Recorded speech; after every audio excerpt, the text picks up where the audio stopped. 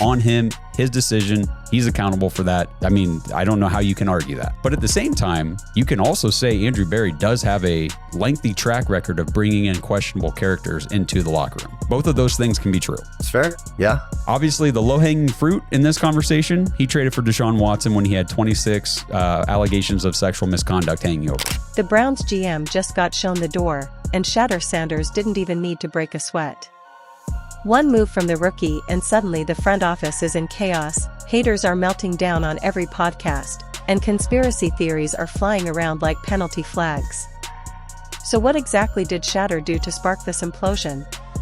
Let's just say, if you try to undercut a superstar, don't be surprised when your keycard stops working. Buckle up, this drama's messier than a botched snap in a snowstorm.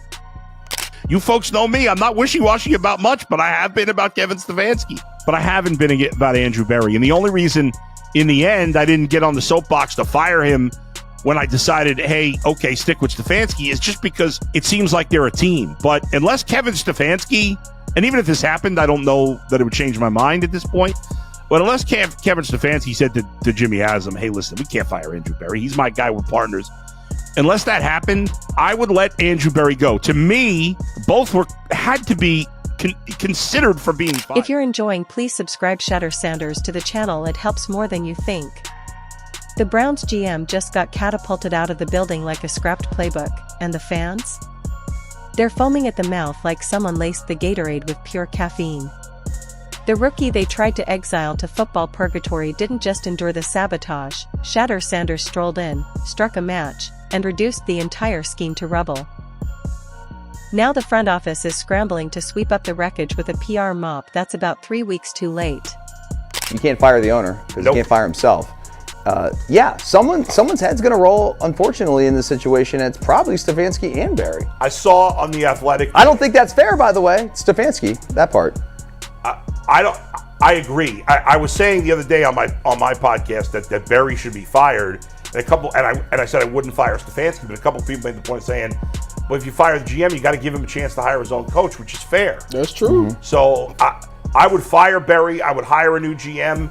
If that GM thinks Kevin Stefanski's a good coach, wants to stick with him, that's fine. If he wants to move on, I get it. Here's how it all began.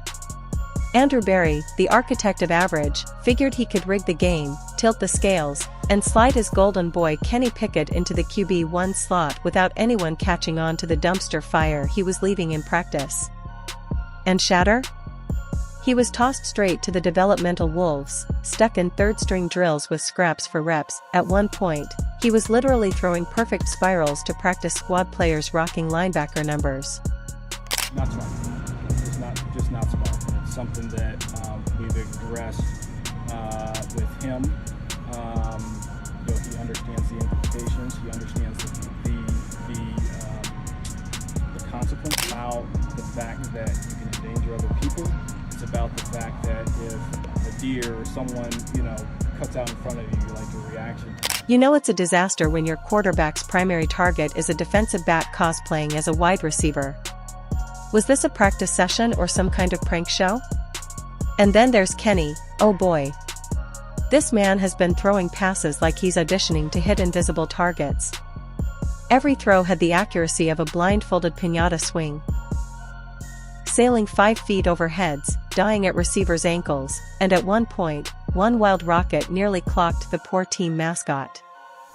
Again, another thing that Andrew Berry asked about Shedeur Sanders, who during minicamp and OTAs had 2 speeding tickets with excessive speed. Breaking news, I want you to read the headlines. Pause for a moment if you're a sports fan. The Browns are going to cut Shedeur Sanders. Yes, the Shedeur Sanders. But somehow, Andrew Berry treated him like the next Tom Brady, if Brady were concussed and throwing left-handed. Shedeur, on the other hand, couldn't buy a snap with the first team. He might as well have been wearing a "Do Not Promote" sign around his neck. But then came the scrimmage. The one no one was supposed to talk about. Closed doors, hush-hush vibes, but football karma doesn't care about security clearances. Shedeur got 12 snaps. Just 12. And what did he do? Dropped 3 touchdowns like it was a backyard barbecue. Cool, calm, and lethal. It was surgical.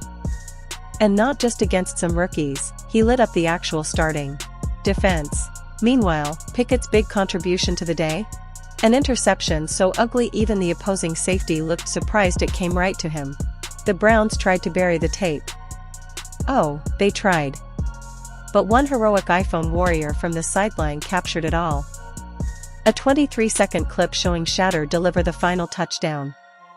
It hit the internet at 2:13 a.m. and by breakfast, it had more views than the Browns' last playoff win.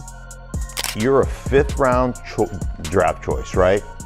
And it's some of the decisions you have made, and it lends credence to the criticism that he received in the pre-draft process, right? Didn't show up, prepared in meetings, didn't catch intentional mistakes, right? All these different little things that came out during that pre-draft process. And this is one of those situations. I was a 10th rounder. You're keeping your nose clean. You're making sure you do everything the right way because being a late round draft choice, he's a late round draft choice, a fifth rounder, nothing is... The hashtag #FreeShedeur exploded. NFL fans, college fans, even confused fantasy football players were asking why this guy wasn't QB1 already. And at Browns HQ? Panic. Full-blown, coffee-fueled, who hit post-panic. See, that scrimmage wasn't just a breakout. It was an exposure. Suddenly, whispers became roars. Why was Shedeur benched when he was outplaying everyone?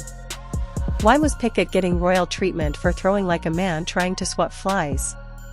And then the receipts started dropping. Oh, the receipts. Practice grade sheets leaked showing Shedeur with a +4 EPA and Pickett buried in the negatives like a sunken ship. Text messages allegedly between Berry and staff floated up next, hinting that Shedeur's reps were being intentionally limited for optics. Sources say he was ready to push the eject button days before the scrimmage clip dropped. But once it hit the internet, it was game over. A midnight meeting. A 4-1 vote. I do not think this is a big deal. But when you combine this with everything we heard during the pre-draft process, it's not good. At best, this is a really immature decision. At worst, it's a reflection on his decision making. And listen, people said, oh, I got drafted in the 5th round, it'll be a wake-up call. Well, it evidently wasn't that much of a wake-up. And just like that, Berry was out faster than you can say depth chart manipulation. But let's not forget the absurdity.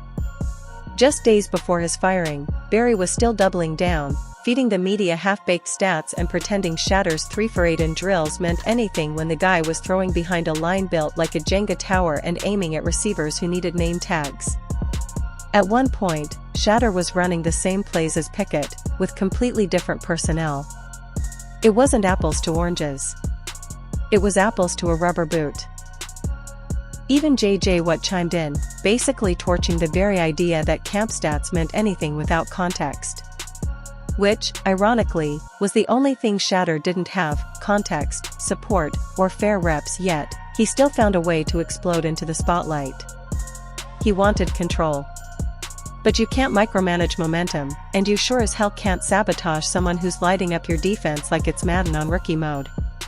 So yesterday, Shedeur Sanders got caught speeding over 100 miles an hour. But I have now, in the last couple of months, 2 things that really turned me off with Shedeur Sanders. That cringy, awful, legendary draft room. Bro, you're a B prospect. I had more than one GM say, total turnoff. And now, this. This is not good for a quarterback. Judgment is 50% of being a quarterback.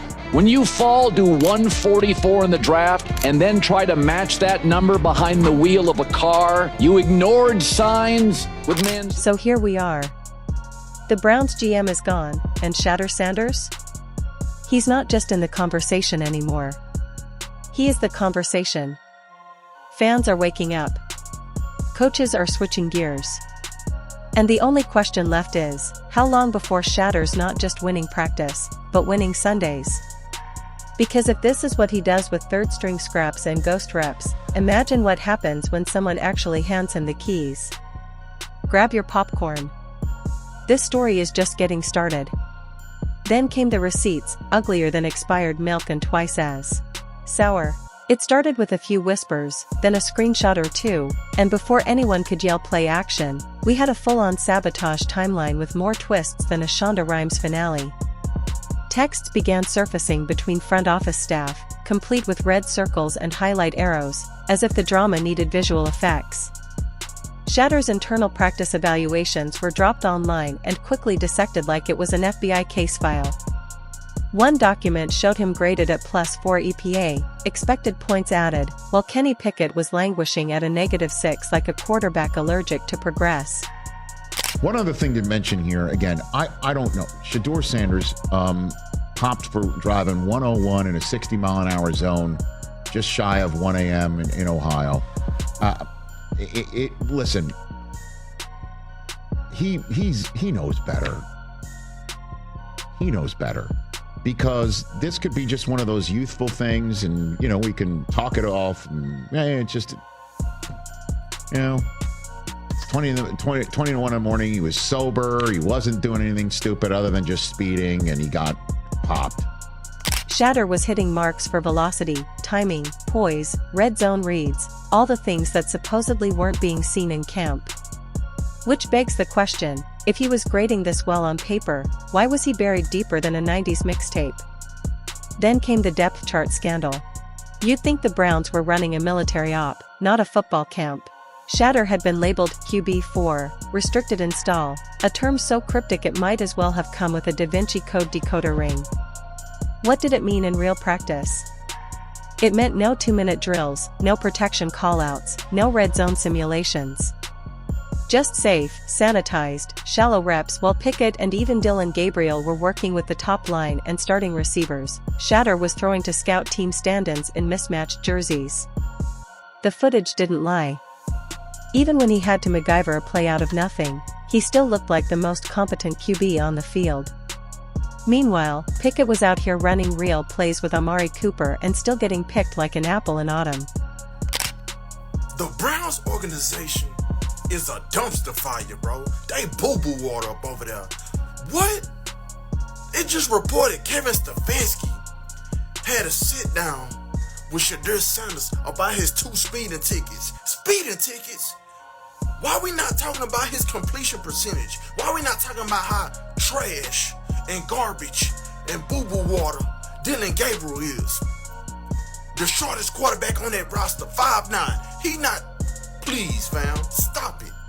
Speeding tickets, y'all quick to throw Shedeur under the bus, bro. This is so embarrassing, bro.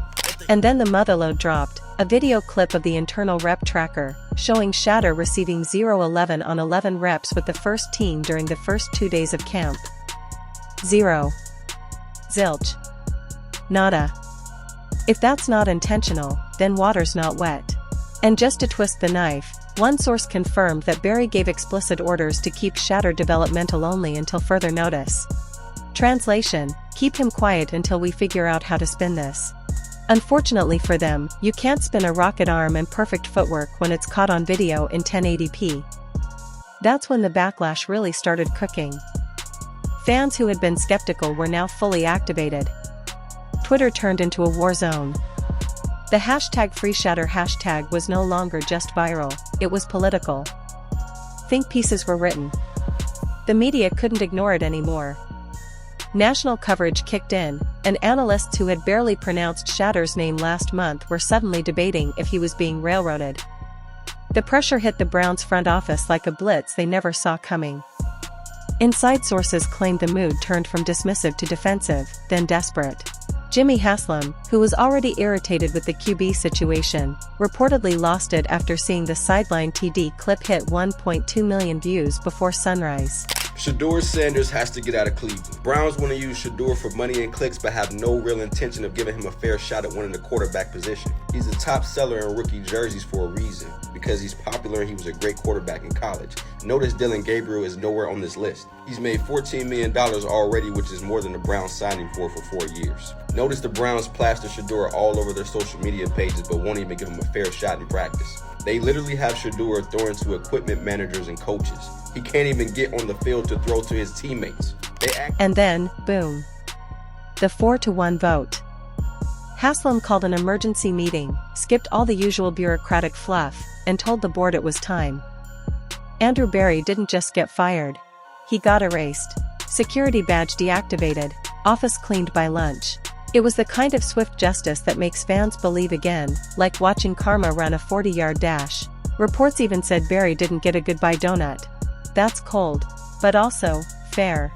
When you try to manufacture a depth chart and get caught with digital receipts, maybe you don't deserve sprinkles. Optics. Narratives. There's always been a system in place, a quiet one, that determines who gets the spotlight and who gets sent to throw passes to the ball boy. And Shedeur? He tore that system to shreds. JJ Watt had already warned everyone in one of his legendary rants. Camp stats mean nothing. You don't know what's being worked on. Turns out, he was right.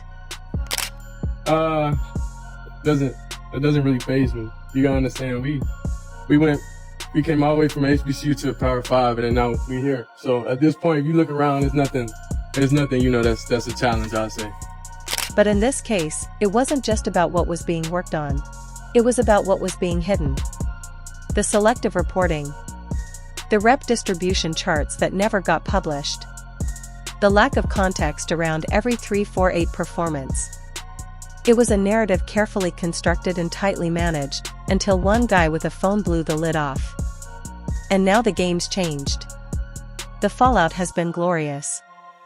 Sports radio hosts scrambling to reframe their takes. Analysts who once doubted Shedeur now suddenly calling him NFL ready. Even the depth chart got an emergency shuffle, with insiders claiming Shedeur is now getting first-team looks for evaluation purposes, which is just corporate speak for, we messed up, please don't riot. He shattered it, rewrote it, and then threw a touchdown with it. Meanwhile, poor Kenny Pickett is out here looking like the Titanic post iceberg. After the scrimmage, the internal report said he had more incomplete passes than steps taken.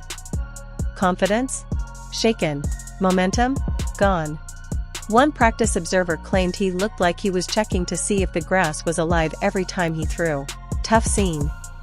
Absolutely. Obviously, you're not supposed to speed. You're not supposed to speed based on whatever the speed limit may be. I think you just have to be a little more cautious. You have to be a little more cautious. I think we've all sped at some point. We've all been pulled over for a ticket at some point. Yep. You're not supposed to do it. At times, people do it based on where you are, having to get somewhere, being a little late, being behind schedule, or whatever it may be. At the time, I'm assuming Shedeur was probably, I'm not sure whether it was morning, noon, or night. But that's what happens when the mirage gets exposed and the actual talent walks through the door with receipts. Now everyone's watching. Next week's preseason opener? Suddenly must-see TV. Is Shedeur starting? Is he splitting first-team reps? Will the Browns double down on the disaster or finally ride the wave they accidentally created? Coaches are tiptoeing. The PR department is clenching. And Haslam? Probably asking if there's any way to trademark the word Shedeur before someone else does. The truth is, no matter what happens next, the rookie already changed everything. He forced accountability. The Browns can lean in. Embrace the chaos, and let Shedeur lead the way. Or they can keep trying to fix what's already crumbled. Either way, one thing's for sure, the rookie they tried to hide just became the most visible name on the roster. And this time, no text chain, no restricted install, and no depth chart cover-up is going to put that genie back in the bottle.